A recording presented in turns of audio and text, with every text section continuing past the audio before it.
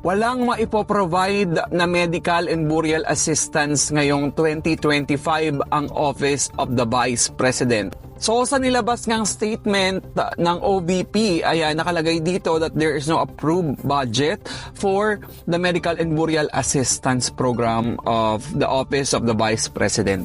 Alam nyo ba guys, according sa OVP, its medical assistance program reach, ayan, alam nyo ba guys, na ayon sa OVP na umabot daw sa 187,000 plus yung kanilang beneficiaries mula January to December 2024. And ang total amount daw nito ay nasa 822 million plus worth of medical and burial assistance. Alam nyo guys, in fairness sa OVP, ang dami nilang natutulungan kasi before, nag-try din mag-seek ng medical assistance yung relative ko and nakakuha siya.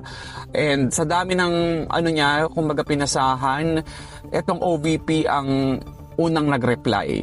Kasi we all know naman, pag mga medical assistance talaga, ang unang tatakbuhan, PCSO, DSWD, di ba? So, nakakalungkot lang, di ba, na wala silang maibibigay na tulong ngayon.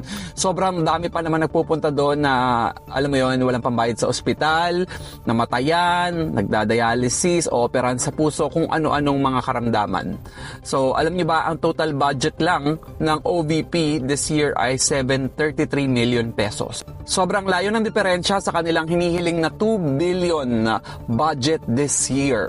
The question here now is, what is the reason kung bakit pa din is-approve yung kahilingan ng OVP to have this budget? Is it because of the current rift between VP Sara and President Bongbong Marcos Jr.?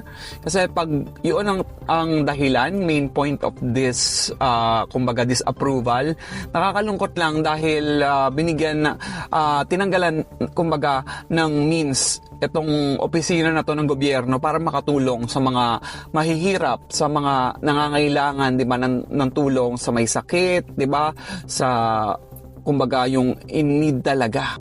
And for others, 'di ba, na sobrang dami ng pondo ngayong taon, 'di ba? Anong tunay na purpose nun? 'Di ba? Para kayo ba ang bida? 'Di ba? Kayo lang ang makakapagbigay ng tulong, kayo ang mabango sa mga tao, 'di ba?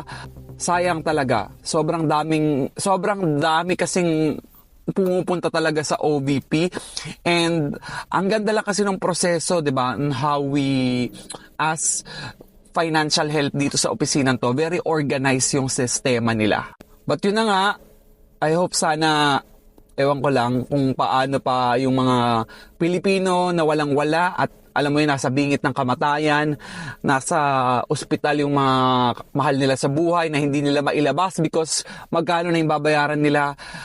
Ayun, the choice is sa office ng mayor nyo, sa office ng mga senador, ng mga kongresista, sa DSWD. So, out of choices na po ang OVP para sa inyong kaalam.